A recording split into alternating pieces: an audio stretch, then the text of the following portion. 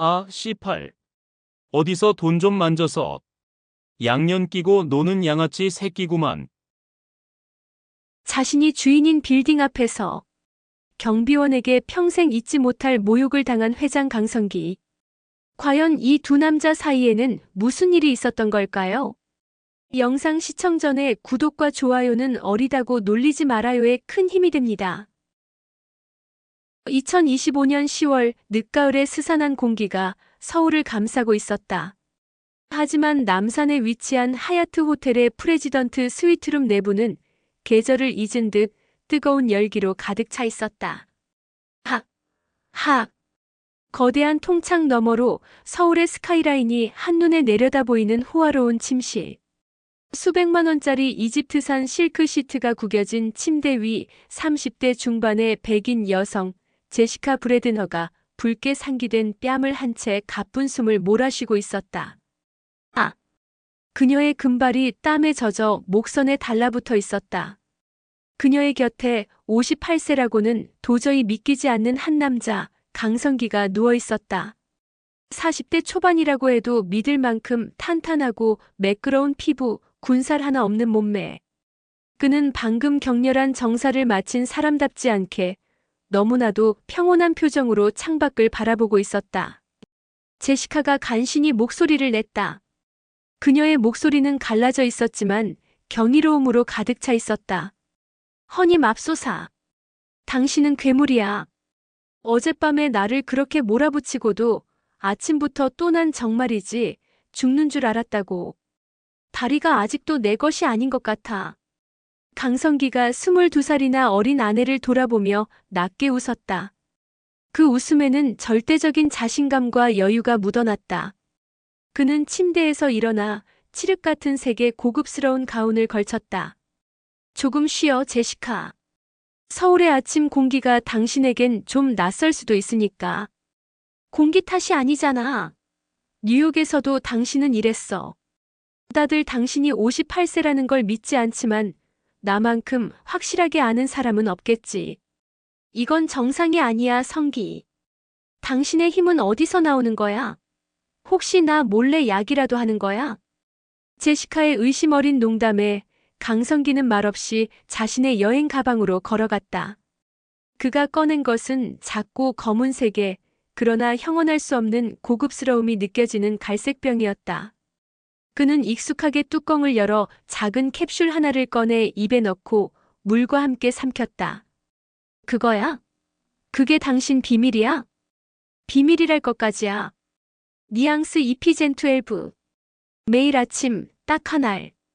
그는 제시카의 손에 캡슐 하나를 쥐어주었다. 이게 뭐냐고. 간단해.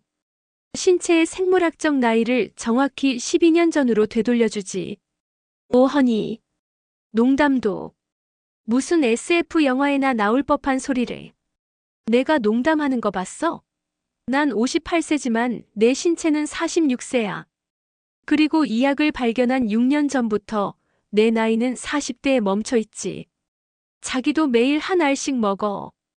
강성기의 눈빛은 의심을 허용하지 않았다. 그는 제시카의 턱을 부드럽게 쓰다듬었다. 당신은 지금 36살 그 자체로 완벽하게 아름다워. 하지만 이걸 먹으면 당신은 24살의 몸을 갖게 될 거야. 영원히. 어때, 구미가 당기지 않아? 제시는 손안의 캡슐을 내려다보았다. 12년 전. 24살의 자신. 그리고 눈앞에 이 남자. 58세의 나이로 30대인 자신을 압도하는 이 미스터리한 남자. 그녀는 마른 침을 삼키며 캡슐을 입안에 털어넣었다. 다음 날 오후 강성기는 오랜만에 자신의 소유 중 하나인 강남 테헤란로의 KS 타워를 방문했다. 완벽하게 재단된 톰 포드 슈트를 입은 강성기와 샤넬의 드레스로 한껏 멋을 낸 아내 제시카. 그들은 막 뉴욕에서 공수해온 검붉은 색의 벤틀리 컨티넨탈 GT를 타고 있었다. 와우. 저 빌딩이야, 허니. 정말 멋지다. 당신이 직접 디자인에 관여했다고 했지? 그렇지. 10년 전에. 오랜만에 보니 감회가 새롭군. 입구에 잠시 차를 세우고 걸어 올라가지. 강성기가 부드럽게 핸들을 돌려 빌딩 정문 로비 앞에 차를 세우려던 순간이었다. 어이, 거기, 뭐 하는 거야? 여기 차 대는 데 아니야. 당장 안 빼. 구겨진 경비복을 입은 중년의 남자가 경비실에서 뛰쳐나와 고함을 질렀다. 56세의 정학용이었다.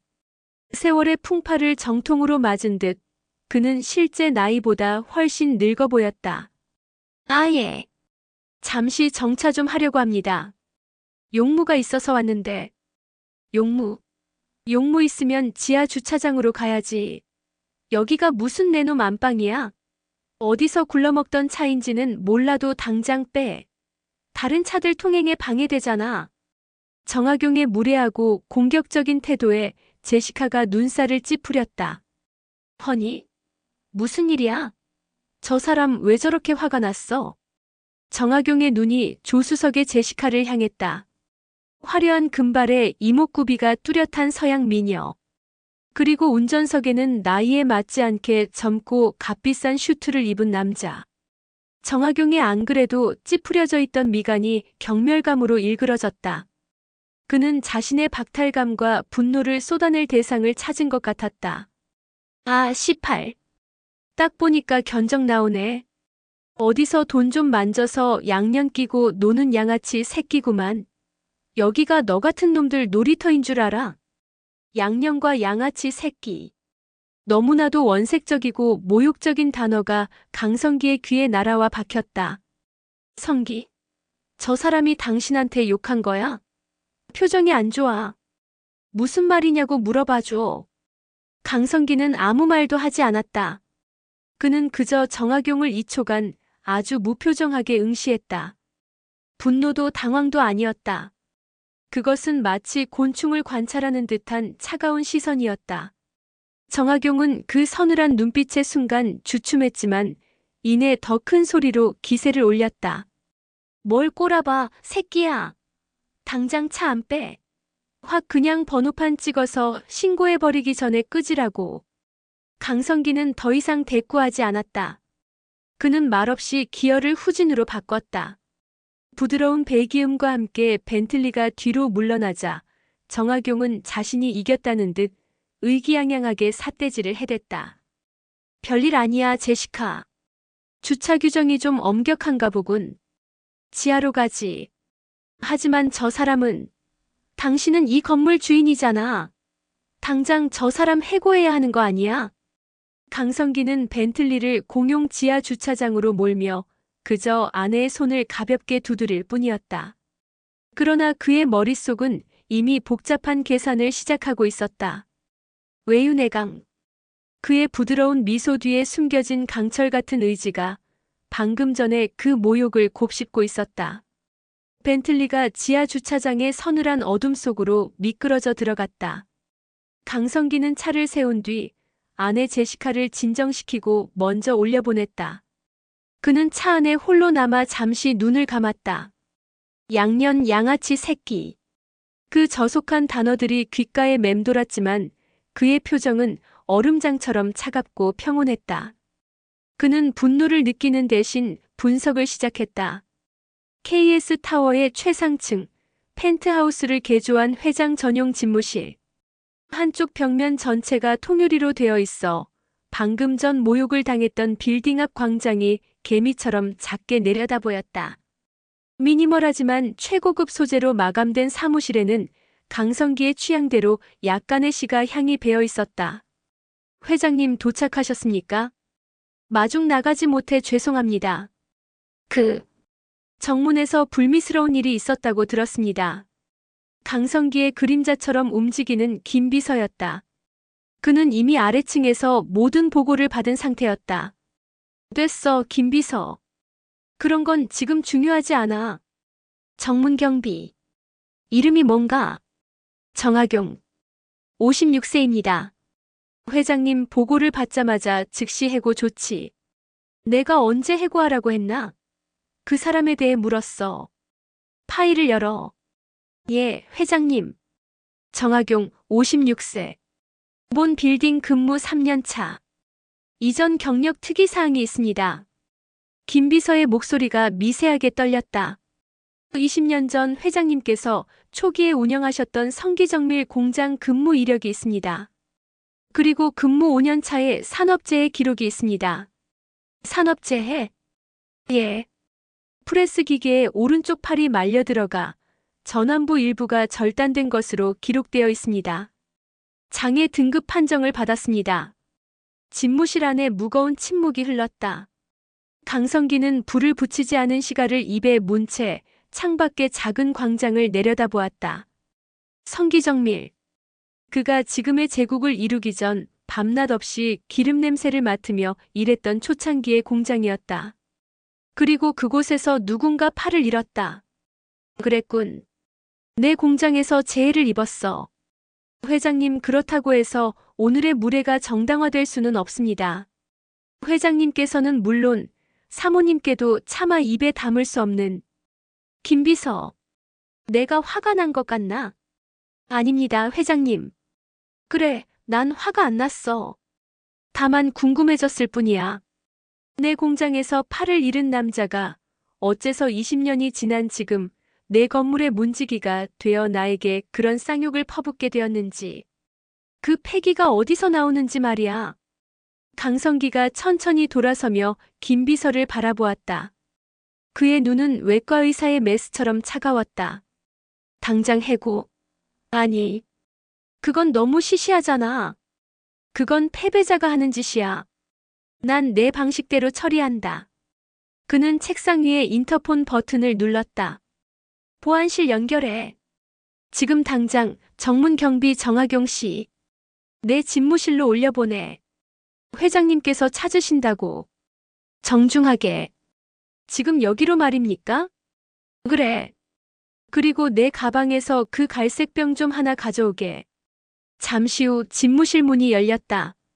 정하경은 자신이 무슨 일로 불려왔는지 정확히 알고 있었다. 엘리베이터를 타고 올라오는 내내 그는 사시나무 떨듯 떨었다.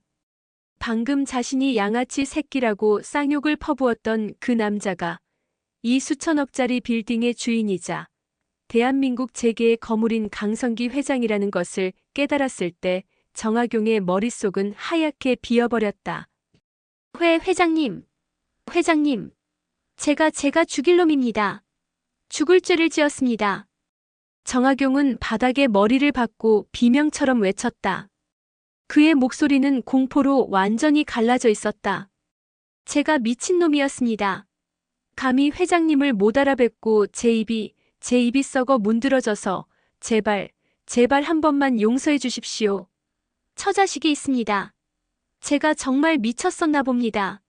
살려주십시오. 강성기는 창가에 선 채 바닥에 이마를 찌우며 절규하는 50대 남자를 말없이 내려다보았다. 아까의 그 당당하던 기세는 온데간데 없었다. 일어나시죠, 정하경 씨. 아닙니다. 회장님. 제가 여기서 죽겠습니다. 제발. 일어나라고 했습니다. 내 집무실 바닥을 당신 눈물로 더럽히지 마시죠. 그 서늘한 명령에 정하경은 울음을 끄끄 삼키며 간신히 일어섰다. 그는 고개를 들지 못했다. 이미 온 얼굴은 눈물과 콧물로 범벅이 되어 있었다. 앉으시죠. 정하경은 감히 맞은편 의자에 앉을 엄두도 내지 못하고 서 있었다. 강성기는 상관하지 않고 말을 이었다. 성기정밀. 기억하십니까? 예. 성기정밀이요? 20년 전 당신이 프레스에 팔을 잃었던 내 공장이요. 정하경의 눈이 경악으로 커졌다. 그는 자신이 욕했던 건물주가 20년 전 자신의 팔을 앗아간 공장의 사장이었다는 사실을 꿈에도 몰랐다. 그걸 어떻게 내가 당신을 해고하러 불렀을 것 같습니까? 그랬다면 여기까지 부르지도 않았소. 강성기는 책상 위에 2가지를 올려놓았다. 두툼한 서류 봉투, 그리고 아침에 자신이 먹었던 것과 똑같은 갈색 병이었다. 당신은 오늘 나에게 크나큰 모욕을 줬소. 내 아내에게도. 내가 마음만 먹으면 당신은 오늘부로 서울 바닥에서 어떤 일도 못하게 만들 수 있어. 알겠소? 회장님, 죄송합니다, 정말. 하지만 20년 전에 내 공장에서 당신이 팔을 잃었지. 그 보상은 쥐꼬리만 했을 테고. 그 빚이 내게 남아 있었군. 그는 서류 봉투를 정학용 쪽으로 밀었다. 이건 20년 전에 당신이 받았어야 할 정당한 보상이자 내 위로금입니다. 다시는 돈 때문에 그따위로 분노를 표출하며 살지 마시오. 정학용은 믿을 수 없다는 듯 봉투를 바라보았다. 그리고 강성기는 갈색 병을 밀었다. 그리고 이건 뉘앙스 이피젠12요. 강성기가 아침에 제시카에게 했던 말을 거의 그대로 반복했다. 패기 있는 모습은 좋습니다. 하지만 이 빌딩을 방문하는 모든 사람을 설령 그가 양아치 새끼처럼 보이더라도 손님으로 대해주세요. 그는 병을 톡 쳤다. 그리고 이걸 매일 한 알씩 드세요. 당신의 잃어버린 팔을 되돌려줄 순 없겠지만 남은 건강을 챙기는 데는 많은 도움이 될 겁니다. 당신의 망가진 세월을 어쩌면 12년 전으로 되돌려줄지도 모르지. 정학용은 더 이상 참지 못하고 그 자리에 엎드려 통곡했다. 공포의 눈물이 아닌 뭐라 형용할 수 없는 감격과 회한의 눈물이었다. 그는 봉투와 약병을 부들부들 떨리는 손으로 붙잡았다. 회장님 감사합니다. 정말 감사합니다. 그만 나가보시죠. 그리고 김비서에게 사직서는 제출하십시오. 네. 사직이라니요. 회장님, 용서해 주신 것이. 오해하지 마시오. 해고가 아니오. 그만한 돈을 받고도 내 건물에서 계속 경비원 노릇을 할 생각이었습니까? 그건 당신의 퇴직금이요.